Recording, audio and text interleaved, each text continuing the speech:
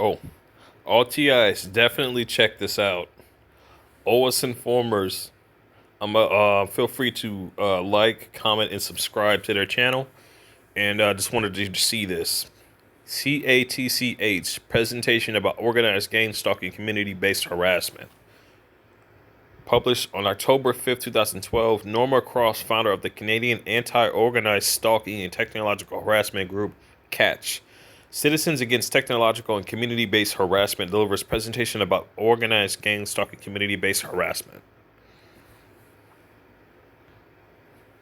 Right. So I don't know how much you know about C.A.T.C.H, but I'm going to go through it fairly quickly and try to focus more on what you can do when you get phone calls about the situation. C.A.T.C.H stands for Citizens Against Technological and Community-Based Harassment. So we're talking about two different things. One is technological harassment, and the other is what we call community-based harassment. So I'll explain what they are to you.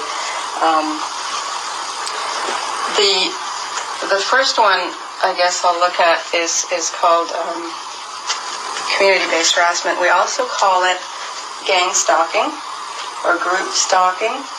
And what it involves basically is groups of people stalking an individual. And they do it in such a way that it's very subtle, and so that if a person talks about what's happening, it looks like they're nuts.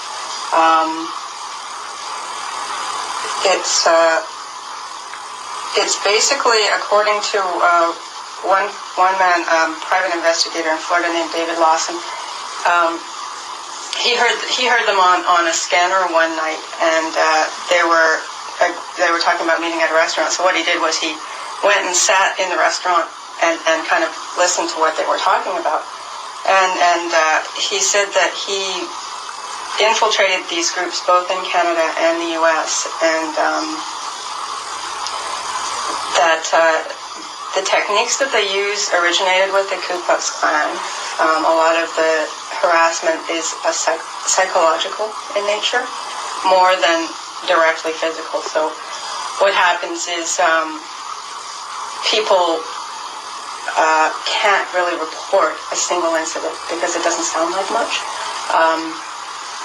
It's something that is based more on repetition and conditioning. So, for example, let's say for several weeks in a row, every few days you found a dead animal on your front lawn. Not just once, but over and over and over again. And then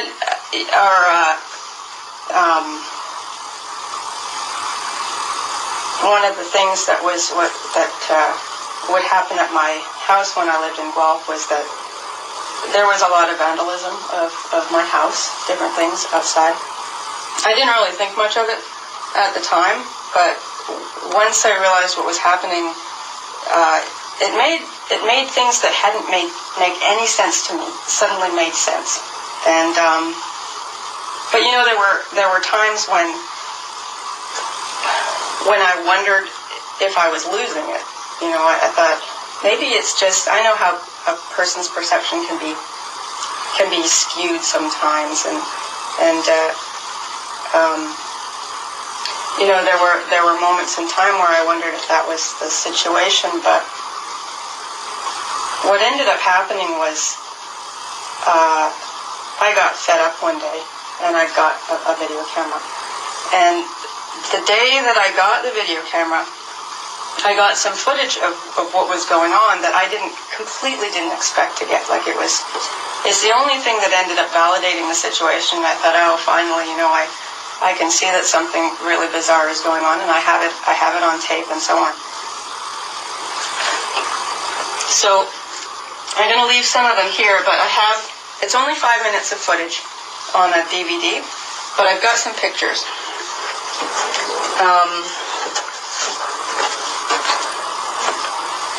You probably can't see it all that well, but this is the main one. This guy kind of watching me from behind the bushes there. Right? He's kind of peering out from behind. I took the video camera. It was that size, and I had it covered completely in a black cloth so that there wasn't anything reflective, or in fact you couldn't even tell what it was. And I was sitting in my car. This is just the hood of my car. And I played with the zoom, and I zoomed in, and I didn't even realize the guy was sitting there because I couldn't see him when I was sitting in my car. But I zoomed in, and I found him on the viewing lens, and I thought, well, I'll just sit here and see what happens. And I ran the tape for 5 minutes. And a number of things happened, but this guy would give a hand signal. He would either point at something, or he would go like this, right? He'd like shrug his shoulders, and then either someone would come up on a bike, or come up walking up, or a car would come up. And so the first thing that happened was these ladies walked up, and I don't know what happened. They both they turned around and looked in my direction. And then this lady actually pointed at me, but there's absolutely no way from where they were that they could. I'm just sitting in my parked car, right? I'm not doing anything. And then this white car came along. He gave a signal.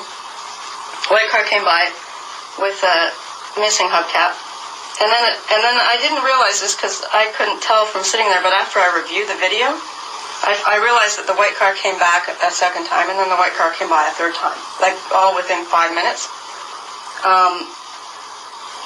This guy, right from way off, about 100 feet away, but because I had the zoom on that corner, was watching where I was sitting. As soon as he walked around the corner and watched me the whole time, rode up the wrong side of the road, right towards me, watching me the whole time. So these people didn't know, obviously, that I was videotaping them, or else but they were perturbed. And what I realized later was that this was the first time in the 3 years that this had been taking place that I hadn't gotten in my car and driven away. The first time. Because I was taping. Otherwise, I would get in my car and I would leave. Now, these people do all kinds of things, and I can't even begin to kind of summarize what happens to different people, but in different areas there may be different tactics that are used. The point is to let the person who's being stalked know, in one way or another. Once they know, they can do pretty much anything, and the person knows they're there, they're hyper-aware all the time when they go out of this kind of thing. And so sometimes incidents will happen that have nothing to do with these people, but the person who it's happening to is so sensitized to the situation that everything looks like it's this, right? And I know that I struggle constantly with saying to myself, you don't know for sure, you can't know for sure. Certainly in this case, it was pretty clear what was happening.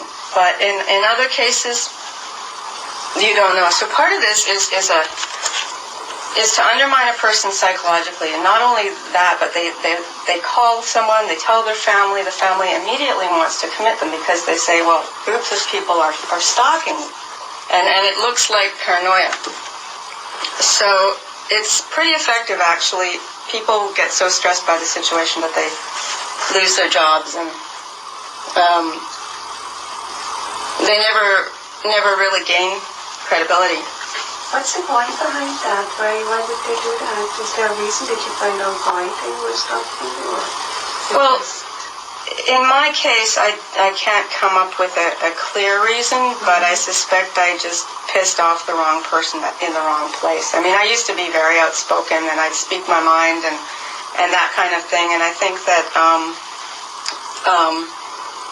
I was told by a number of people that grew up in Guelph, that Guelph is a mafia town and yada, yada, yada. So I don't know if there's a connection there, but it started there. And so it would make sense. That's the only thing that sort of makes sense to me. In other situations, it's more obvious. It's someone who suspects their ex is trying to get back at them, or in one woman's case, she was a whistleblower for a local drug dealer, and then it started to happen to her. And so sometimes there are reasonable explanations, for sure. Sometimes there aren't, and I would suspect in some cases it may not be happening. But I'll cover that later. So I refer to that as gang stalking, but there's going to be different terms used by different people. The other thing, which I have to cover really... The terms used by different people, that's going to be police assessment teams. And that's also going to be, actually not police. It's police organized. Hold on. Give me a second. It's threat assessment teams and community-based policing. Those are the other two names that are used, so people will know. I'm gonna leave a link in the description so you can check this channel out for yourself. Stay safe, stay strong, everybody.